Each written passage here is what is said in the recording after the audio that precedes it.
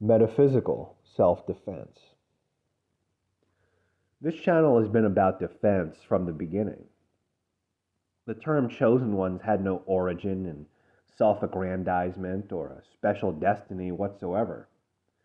And I find most people who comment on the chosen ones thing to skewer it are generally commenting on something they don't know anything about and haven't done any research on, which is always a bad look. An otherwise great YouTube channel, Clayco, did this recently in a video entitled The Delusion of the Chosen One, where he criticized a group of people who believe they're more special than everyone else and have been put on earth for a more special purpose than ordinary people. And he claimed that this is a warped belief system by people with spiritual ego, which is just another flavor of trap of the ego, which is something he talks about in most of his videos. That video kind of made me take pause. Not because he was making a good point, but because I had to take a step back and reconsider how many other videos I might have watched of his that he got in front of a camera for half an hour to talk about something that he didn't know anything about and did literally no research on. It's kind of like a mental audit. Some of those videos were really hitting and resonating, but after that video, I'm like, how do you get on a soapbox and start lecturing and correcting people on something you clearly just learned about yesterday from like a 30-second TikTok short? Like I said, it's a bad look. I haven't come across this group of people he was talking about in this video. It must be some other chosen ones. The chosen ones community I know about are people that realized something was wrong when suddenly something in the world flipped and everyone started attacking them for seemingly no reason. It was always about defense because our journey began from suddenly being under attack. This reminds me of the difference between authentic and genuine spiritual awakening and the sort of armchair intellectual sort of nominal spiritual awakening. All these so-called chosen ones suddenly started being attacked for no reason. And shortly after that, this light of spiritual awareness just started getting brighter and brighter. People that were maybe materialists with no spirituality suddenly became deeply spiritual right after these attacks. They started seeing things that don't make sense. They started seeing some other kind of spiritual entity taking over and acting through the people around them. It was surreal, like a movie. I remember the first time it happened to me. I said, "It can't be. Was that a demon?" That person just suddenly changed and it wasn't them anymore. It was something sort of psychic and malevolent. And then, after doing or saying wicked things, you'd address what that person said with them and they wouldn't remember. They'd have amnesia just the next day. Can you imagine how surreal? Going from worldly, materialist, sciency atheist to someone who starts constantly seeing these demons everywhere acting through people? I don't think Clayco can, for the simple fact that it's never happened to him. And that's the puzzling thing I've been thinking about lately. This seeing demons thing. This being seemingly attacked by the world, like some kind of bizarre and surreal global MK Ultra entity attachment assault.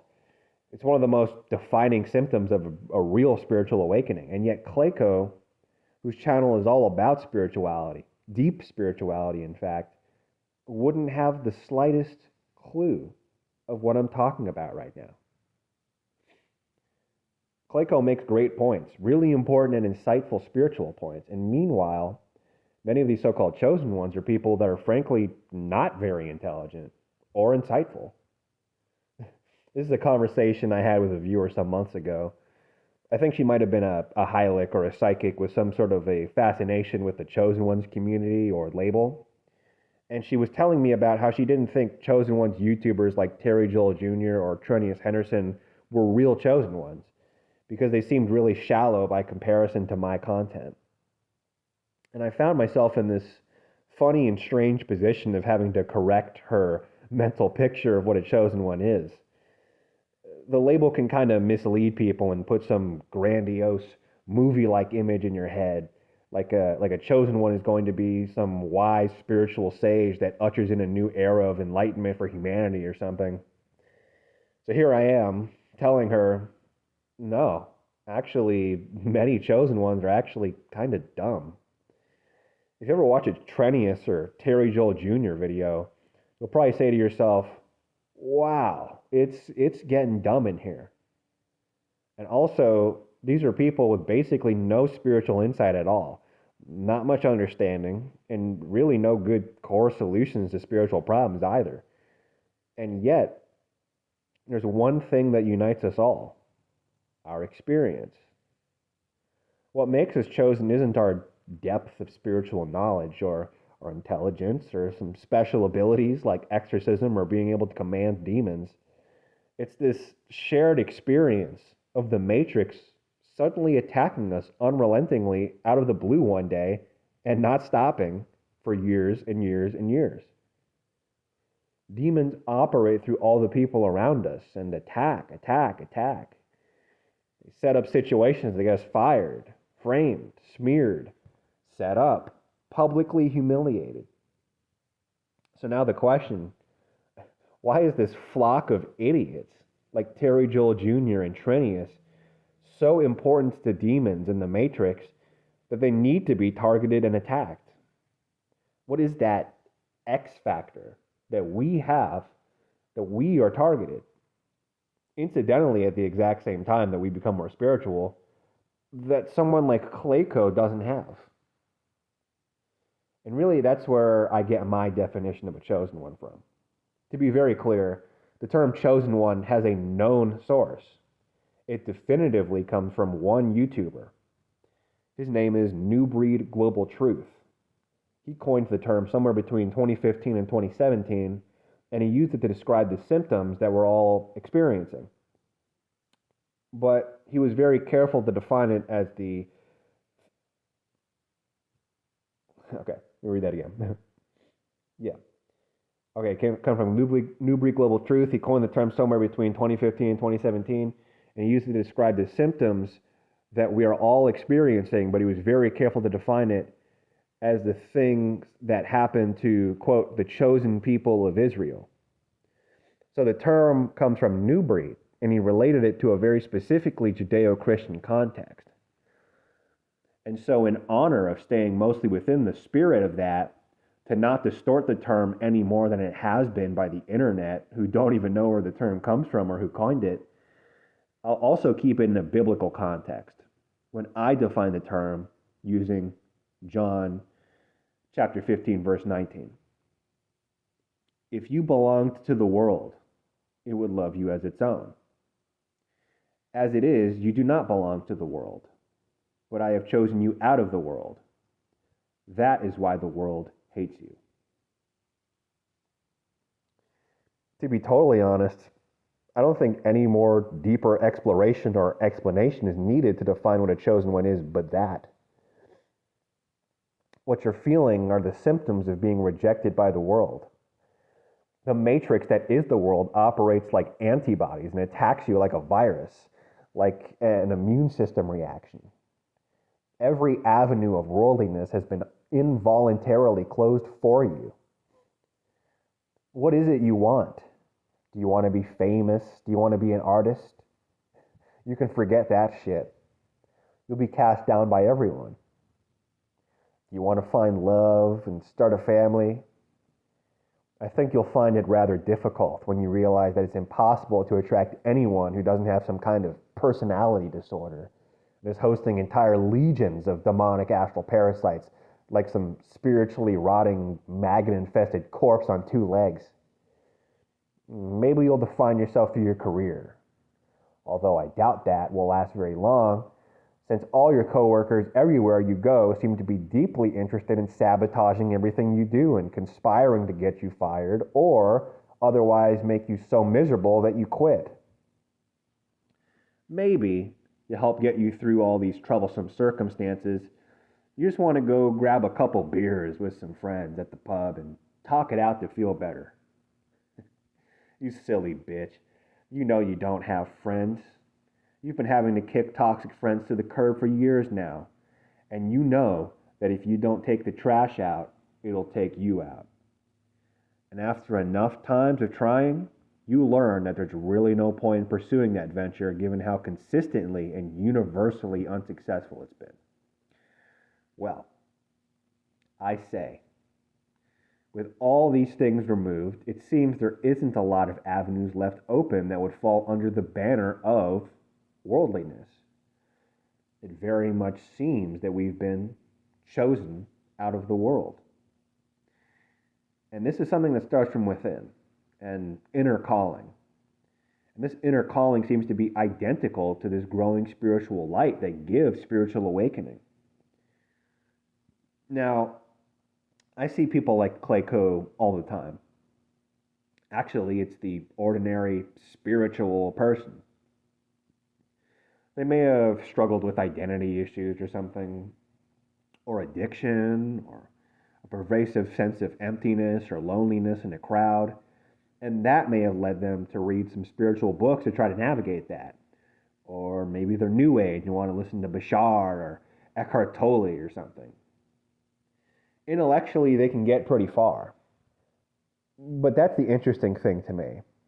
There's nothing they need to defend themselves from. They're not under attack. And if they're not under attack, that means that the world hasn't rejected them as some kind of immune system response. And this can only mean one thing.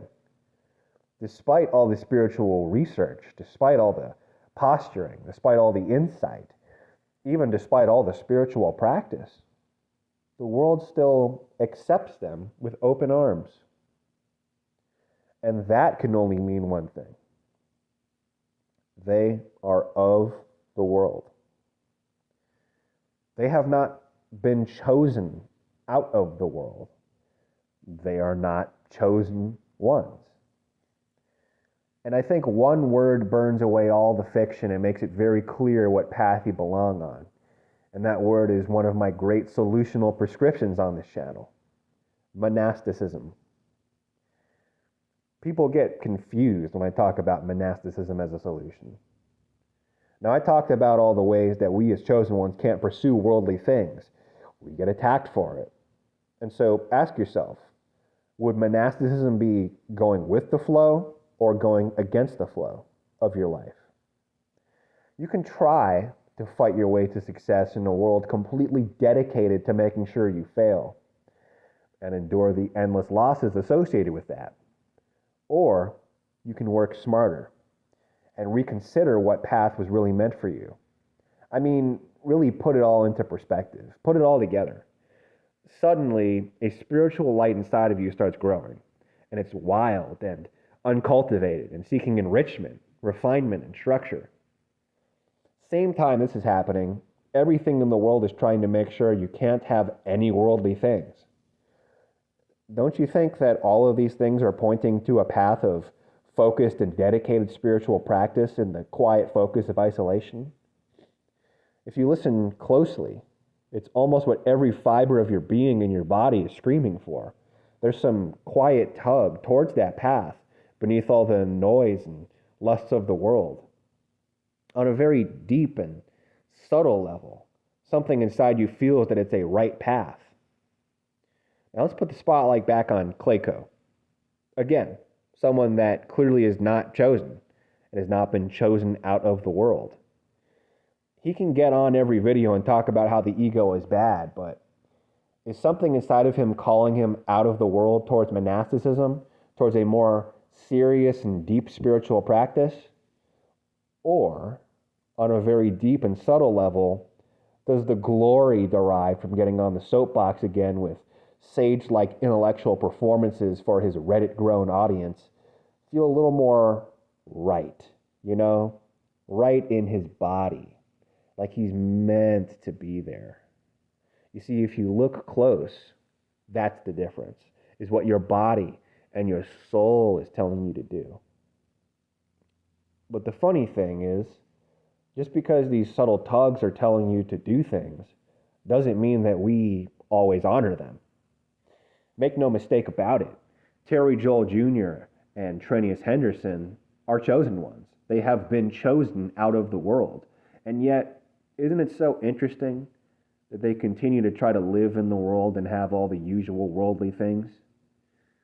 Definitely these two are included when I say this, but go bigger and think about all the chosen one YouTubers whose whole channel is talking about the boo-boos and bruises they got for trying to enjoy worldly things for the 1 billionth time. Uh-oh, Terry Joel Jr. had to get rid of another girl. Oh, this time it's another hater he had to deal with. And he's like, why, bro? Yeah, we see it all the time. Chosen ones trying to be worldly and getting burned for it. They often go their whole lives doing this, not honoring the call or going with the flow that their soul is telling them. Okay, other side of the equation. Think about how many monks at monasteries are not chosen ones at all. Somehow life's circuitous route took them down the path of monasticism. And yet it's not really what they're meant for. They will reincarnate and get back to being worldly again. And they'll feel just right doing it. Because what they were meant for all along. So specifically, monasticism is one of the great prescriptions for chosen ones specifically. It's a highly refining setting that exponentially improves your spiritual growth and gives powerful direction to this growing and powerful spiritual light inside of you. But that's only one of the prescriptions. To make my case for another one, let's continue our tour through YouTube land to a lovely little channel called Inner Pondering. She doesn't call herself one, but you'd best believe that this is a chosen one for show. This channel took me aback and had a very unusual impact on me. It's hard to explain. I'll say outright that I have no romantic or even platonic feelings towards this woman whatsoever. And yet there's this kind of strange ambient attraction that comes from encountering someone who is in every way the yin to your yang. This woman in some strange way represents the other half of the wisdom that a chosen one is capable of. Like somehow I only emit one half of the visible light spectrum and she emits the other half. If I had to describe it, my channel has done a lot, in my opinion, to share the wisdom of the mind. And yet this woman has such a strange impact on me because it's not the wisdom of the mind she has to share. It's the wisdom of the heart. It's like looking on the other half that comprises everything that you're not. Everything she says comes from working through her feelings and speaking from the heart. Fascinatingly, both of our processes, while diametrically opposite, converge to very similar conclusions. Our case in point today is a great video by Inner Pondering entitled, Always Protecting Your Energy Gets Exhausting. This was the real inspiration for this video today because it does surround the topic of self-defense, which again is an important topic for chosen ones, being that we're constantly under attack. An immune system reaction of the world in the Matrix. In the video, she argues that you don't actually need to protect your energy because the observer, the pure awareness at the core of your being can never be touched. And it's only the ego and its identifications and attachments that can be bruised.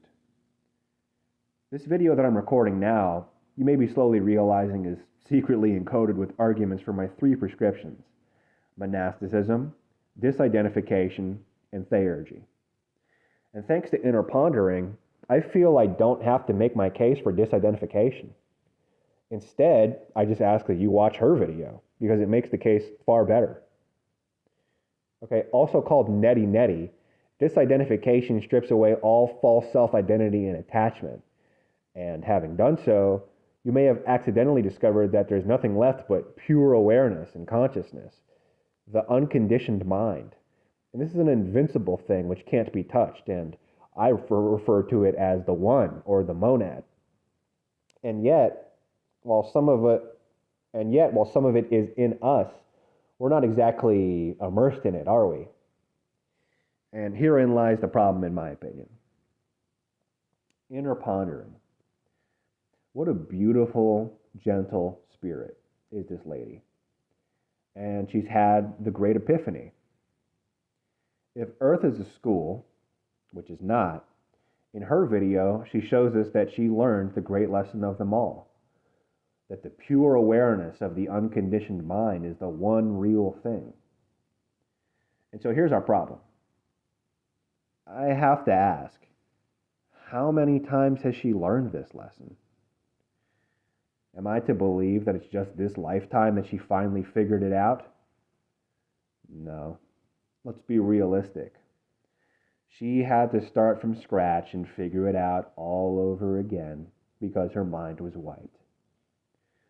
Our minds are wiped every time we incarnate into this place, and she's back again. Evidently, learning that great lesson did very little to stop her from suffering the perils of the world all over again without that wisdom to protect her. The wisdom of the heart is a very powerful thing, much deeper than the mind. Every word of what she says pulses through her body powerfully, felt at a deep level. It's emitted out of her pores. It could shake a room. And yet, this wisdom has limitations, critical ones, in fact. It takes the wisdom of the mind to realize the critical role of the setting. You can have ego death all day long. You can learn this lesson she has learned time and time again, and yet, when the mind, and specifically the rational mind and not the heart, is able to determine that something isn't adding up, you can look upward and find the core problem. That problem is samsara entities. All our best evidence reveals that it's not just your state of mind and choices that determines your reincarnation. It's also the result of external actors. Samsara entities aren't called samsara entities in the work of Michael Newton, but his countless life-between-life regression testimonies reveal, secretly, that we are coerced with an alarmingly high degree of success into reincarnating with memory wipes that stunt our progress as a soul as we repeat first grade over and over again. You ask yourself, what the hell? I gained enlightenment in my lifetime. How am I back here again, starting from scratch? And the answer is simple. The self closest to that pure awareness is naive, like a child. And creation is run by the demiurge, an author addicted to enlisting consciousness into its never-ending story. And it's absolutely desperate to ensure that it never loses the souls needed to fill its roles in the plays that it writes. So masterfully, it manipulates this naive consciousness right back into the play. And this is the gravity of the solar system and the gravity of Earth. You basically stand no chance. No matter what insights come from your inner pondering, you'll be dropped right back into the story, having forgotten all your realizations. Her video was about dropping all the defensiveness, under the thesis that the pure awareness that is the one real thing can't actually be harmed. And yet, a very real threat escaped her view, an external and internal force that insists on causing you to forget that you're pure awareness, that absolutely insists that you are a character and a part of a story, and will do anything in its power to make you remember that. Manipulation, mind wipes, reincarnation, it's the demiurge. In reality, self-defense is very important, but it's very easy for chosen ones to misidentify the threat. Most often, chosen ones see enemies in the people around them. I say, speak not so. Because is it not the demons that inhabit those people that are the real enemy? And so, maybe your chosen one channel will focus on demons as the real enemy and not the people. But I say, speak not so. Because what is the root of these demons? Where do they come from? I call this the anti-God. It's the negativity from which possibility was cleaved. It's the negativity from which positivity was cleaved and separated from at the beginning of creation. Some call it Satan, But Saturn would be more accurate. But Saturn is just a planet, an ambassador of this higher force that I call the anti-God, the God of negativity, this black hole that steals life, degrades, corrupts, breaks, humiliates, defiles, and brings you low. And so maybe you'll say that the anti-God is the real enemy, as it's the root of these demons. But I say, speak not so, as this anti-God is just a pawn of a greater cosmic force. There came from the divine unity an urge to fragment this divinity into parts and to arrange these parts in various ways such that stories can be told.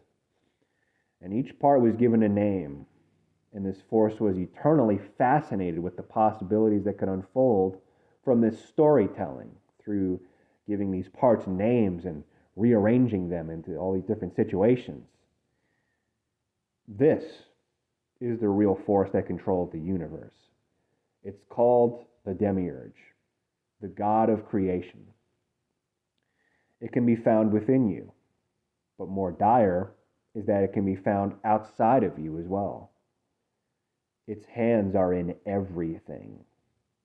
It's the threads of necessity that tie everything together in predictable ways, the bondage of fate. It's what insists on always trapping you in a story that's always been written for you. It's not enemies or demons or the anti-God that is the threat. This demiurge that exists behind all positive and negative potentials in creation, that is the ultimate threat from which we must defend. God isn't moral.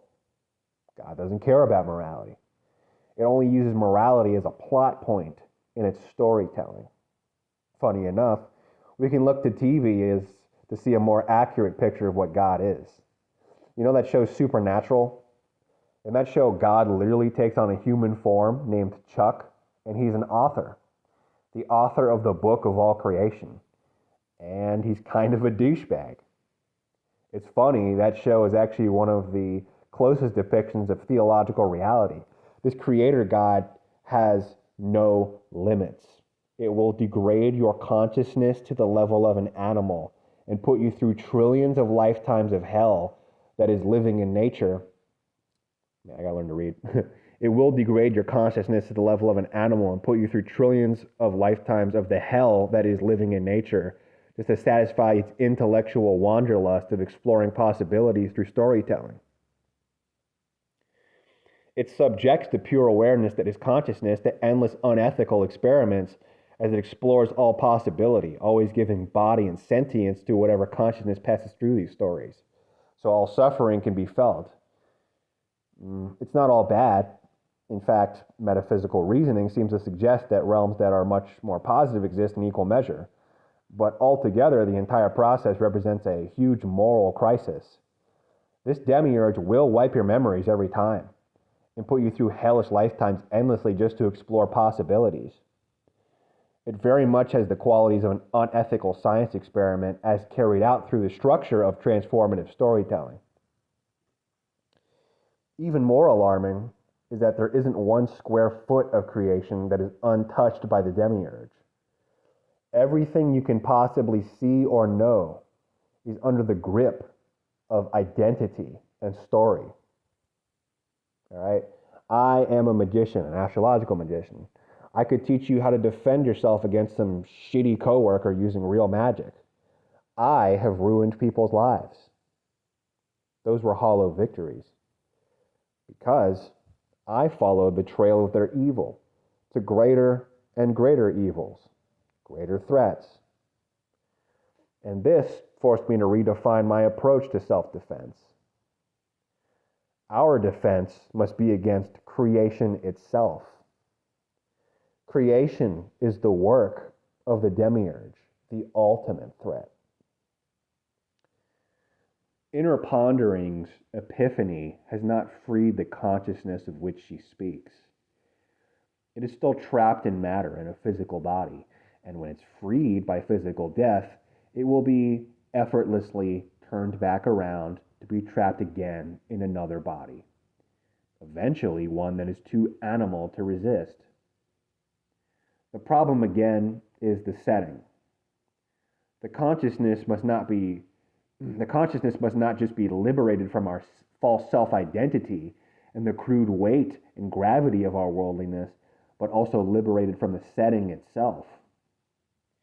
The fragments of reality must be reassembled, showing the way to the non-dual light of the One.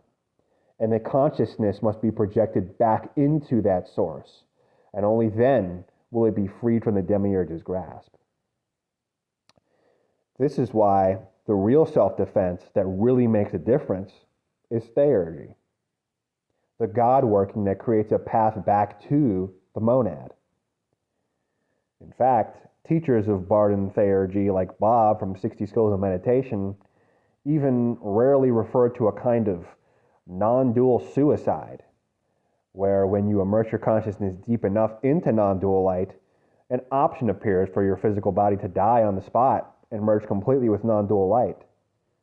This is an odd concept, but perhaps the greatest solution of all, almost never utilized. Okay, I roundly condemn all suicide as a solution.